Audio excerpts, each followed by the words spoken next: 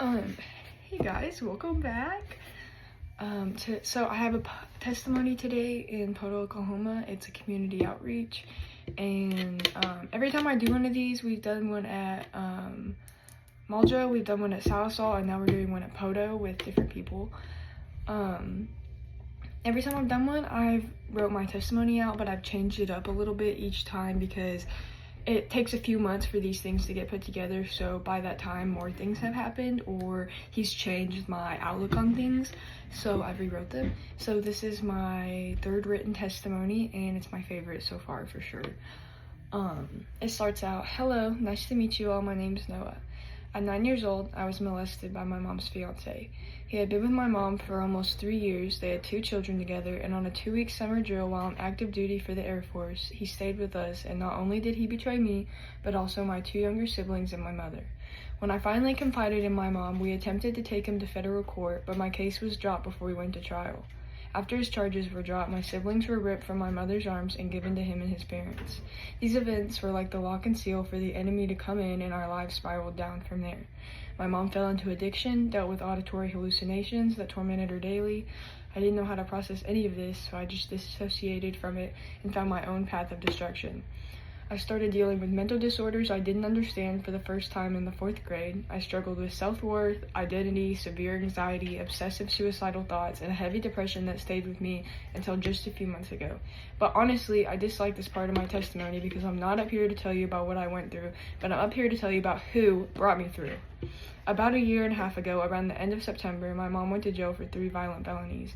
At the time, I was living with my grandparents, and when I found out, I thought that was it for my mom, and that she had finally hit her rock bottom and I had lost her, but little did I know that Jesus was in the ashes with us.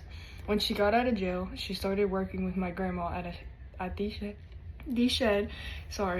faith-based homeless shelter in Salisal, Oklahoma. It took dedication, surrender, and obedience to Jesus Christ, but over the next couple months, I started to see a new, beautiful person forming. In early January of last year, I made the decision to move back in with her. Since that moment forward, the Lord has come into my life and changed it radically. When I first moved in, I ran from the Lord. I did everything I could to not go to church or to not be involved in my mom's recovery because I was scared that my God wasn't big enough or powerful enough to truly restore what the enemy had took from me. But today, I stand before you with full certainty that my God is the mighty I am, and you cannot run from him. He has fully delivered me from suicidal thoughts, any identity issues with who I am and what I should look like, depression, and he has new mercy for me every day. Me and my mom have always had a compassion for people, and after she was made new by Jesus, he quickly made her a fisher of men, Mark 1:17, and he allowed me to follow in her footsteps. He gave me a faith-based meeting at the library beside my high school. When I started this, while in my Bible, I found Psalms 23, "The Lord is my shepherd, I shall not want. He maketh me lie down in green pastures. He leadeth me beside the still waters. He restoreth my soul. He leadeth me in the paths of righteousness for his name's sake. Yea, though I walk through the valley of the shadow of death, I will fear no evil, for thou art with me. Thy rod and thy staff, they comfort me.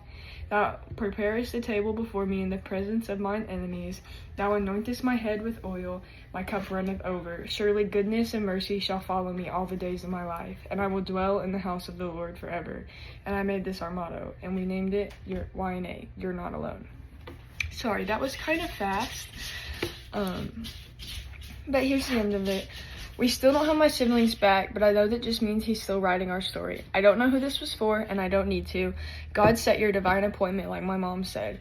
Whether you're an adult lost in sin or addiction, or a child caught in the crossfire, I want to leave you with Romans 8:18. "For I consider that the sufferings of this present time are not worthy comparing with the glory that is to be revealed in us." Thank you. And my mom's will be posted later too.